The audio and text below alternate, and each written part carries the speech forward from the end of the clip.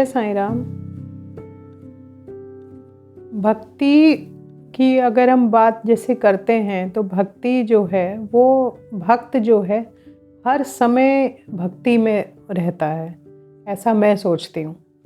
क्योंकि भक्ति एक वो है, एक ऑरा है। कहते हैं ना कि एक भक्त को ऐसा होना चाहिए कि लाइक वो जो भक्ति का जो ऑरा है उसको वो हर समय अपने आसपास क्रिएट करके रखे। क्योंकि जब वो उसको क्रिएट करके रखेगा अपने आसपास एक पॉजिटिव ऑरा को, तो उसको बहुत खुशी मिलेगी। और जब हमारा मन खुश होता है तो हम जानते हैं कि हमारा मन क्या करता है। हम गुनगुनाते हैं, हम भजन भी करते हैं, ऐसे ही हर समय हमारे अंदर एक अच्छी तरंग चलती रहती है। अच्छी तरंग से मेरा मतलब है कि एक पॉजिटिव वाइब्स हमारे अंदर हमेशा रहती है। और जब पॉजिटिव वाइब्स हमारे अंदर रहती तो वो हमारे फेस पे रिफ्लेक्ट करती है।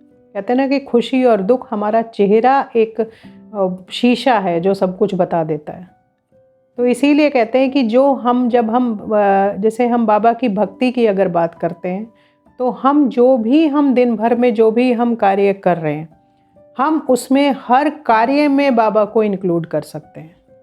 मतलब एक तरह से हमने हर कार्य का माध्यम बाबा को बनाया हुआ है कि मैं तो बाबा, मेरा तो शरीर बस कर रहा है, लेकिन आप जो हो रहा है वो आप कर रहे हो। मैं इसकी कोई ओनरशिप नहीं लूँगा। मैं जो भोग बना रही हूँ, मैं जो भोजन बना रही हूँ, वो सबके लिए बना रही हूँ। और मैं बस ये कामना कर रही हूँ कि जो ये भोजन है ये आप तक पहुँचे।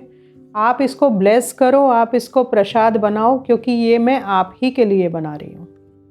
जो भी कार्य मैं कर रही हूँ, चाहे मैं आरती कर रही हूँ, मतलब मेरा मन अंदर से जब हम खुश होते हैं, मेरा मन अंदर से जब हम वो भक्ति का ऑरा अपने आसपास क्रिएट रखते हैं, तो वो पॉजिटिविटी हमें इतनी चीज़ें देती है करने के लिए। और उसमें भी जब हम हर चीज़ को सरेंडर कर देते हैं, भगवान को माध्यम बना लेते हैं कि मैं जो कर रही हूँ वो आपके लिए कर रही हूँ। मैं ये घर साफ कर रही हूँ तो भी आपके लिए कर रही हूँ, क्योंकि आप इस घर में आप इस घर में विराजमान रहते हो। तो मैं चाहती हूँ कि आप एक साफ घर में रहो। जब आप साफ घर में रहोगे तो मुझे अच्छा लगेगा। आप मेरे प्रभु हो, आप मेरे माता पिता हो। मैं चाहती हूँ कि आप एक साफ सुथरे घर में रहो। बिस्तर बना रही हूँ मुझे ऐसा लगता है कि मैं अपने भगवान के लिए बिस्तर बना रही हूँ, कि मेरे बाबा हैं, मेरे बाबा कभी इस बिस्तर पे बैठ भी सकते हैं, कभी इधर इस घर में घूम भी सकते हैं। जो मैं भोग बना रही हूँ, बाबा उस भोग को खाएंगे, ये मेरा विश्वास है। मैं पूजा करती हूँ, मंदिर में जाऊँगी, पूरा मंदिर मैं साफ़ करती हूँ, रोज़ पूरा मंदिर साफ़ करती हूँ। हर मूर्ति को गीले कपड़े से साफ़ करती हूँ, माला पहनाती हूँ, एक भाव रखती हूँ मैं। हर भक्त को वो भाव रखना चाहिए।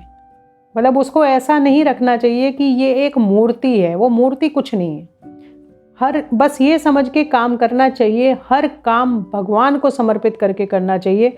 और ये सोच के करना चाहिए कि भगवान हमारे अंदर विराजमान है और मैं जो कर रहा हूँ वो उन्हीं को ऑफर करके कर रहा हूँ। चाहे मैं प्रसाद बनाऊं, चाहे मैं फूल चढ़ाऊं, चाहे मैं दीपक जलाऊं, चाहे मैं जो अगरबत्ती जलाऊं, धूप जलाऊं, चाहे मैं अपना घर साफ करूं, चाहे मैं कुछ भी करूं, जो भी मैं खा रही हूं, सबसे पहले मैं भगवान को अपने मन से अर्पण कर रही हूं कि बाबा ये जल मैं पी रही हूं, लेकिन इसको आपने ही मुझे दिया, तो पहले ये ऑफरिंग आपको है कि पहले इसको आप ग्रहण कर लो। मैं तो प्रसाद ग्रहण करूंगी। मैं खाना बना रही हूँ, बाबा आप ही ने ये मुझे दिया भोजन, तो आप इसको पहले प्रसाद रूप में ग्रहण करो, फिर मैं करूँगी। मैं प्रसाद खाना चाहती हूँ, जो मेरे भगवान से बचेगा उसको मैं खाऊंगी। कहते ना कि वो जो तुम छुओगे वो मेरे लिए प्रसाद होगा। ये मूर्ति नहीं है, इसमें तुम विराजमान हो। तो जो मैं कर रही हूँ वो मैं ऑफर आपको कर रही हूँ, मैं किसी मूर्ति को नहीं कर रही।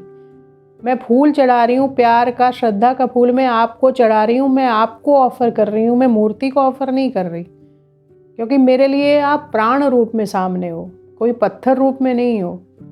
मैं मंदिर साफ कर रही हूँ, मुझे मालूम है कि मेरे भगवान यहाँ रहते हैं, तो उनको भी इतना साफ सुथरा सुगंधित मंदिर अच्छा लगेगा। कुछ भी जब हम मन से करते हैं और उसको भगवान को ऑफर करके करते हैं, तो वो हर चीज़ एक अलग ही रंग में निकलती है और उसमें अलग ही एक प्रभाव आता है। ये कभी आप करके देखना, इसका अलग एक इम्पैक्ट आता है हमारे मन पे। और लेकिन अगर हमारा मन दुखी होता है तो फिर हम कुछ भी कर लें, वो एक हम भक्ति ही नहीं कर पा रहे, दूसरा जो भक्ति हम कर भी रहे हैं उसमें हम कहीं भी कुछ ठीक नहीं कर पाएंगे। इसीलिए अगर अपने कहते हैं ना कि अपनी दिनचर्या में जब हम भगवान को शामिल करना चाहते हैं तो सबसे पहले अपने मन को शांत रखो।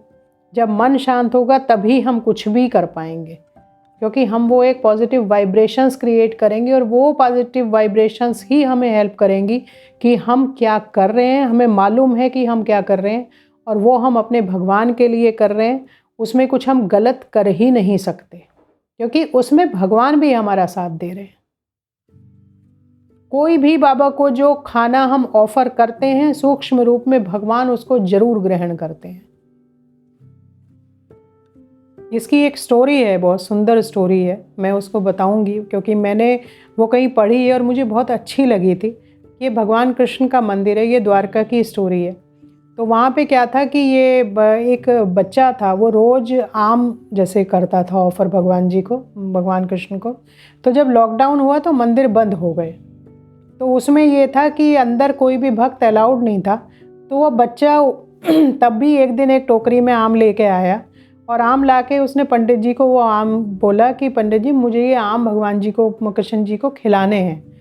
तो उन्होंने उसको कहा धुतकार के कि तू जा, अभी तो मंदिर बंद है, मैं सफाई करूँगा और ये और कोई यहाँ पे आने के लिए किसी को परमिशन नहीं है मंदिर में घुसने की, भक्तों के लिए मंदिर बंद है।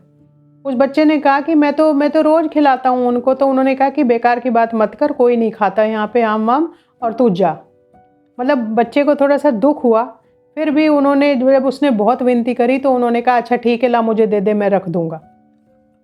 तो उन्होंने फिर भी, लेकिन जब वो बार बार बोले फिर पता नहीं उनको क्या हुआ, उन्होंने कहा कि नहीं मैं नहीं रखूँगा, क्योंकि अंदर भक्त अलाउड ही नहीं है। तो अगर ऐसा हुआ तो लोग सोचेंगे कि मैंने तुझे अंदर जाने की आज्ञा दी। तो उस बच्चे ने क्या किया, उस बच्चे ने मंदिर के ही बाहर वो अपनी टोकरी जिसमें आम थे वो रख दी। तो अब जब पंडित जी ने सब साफ वाफ करा, वो चले गए।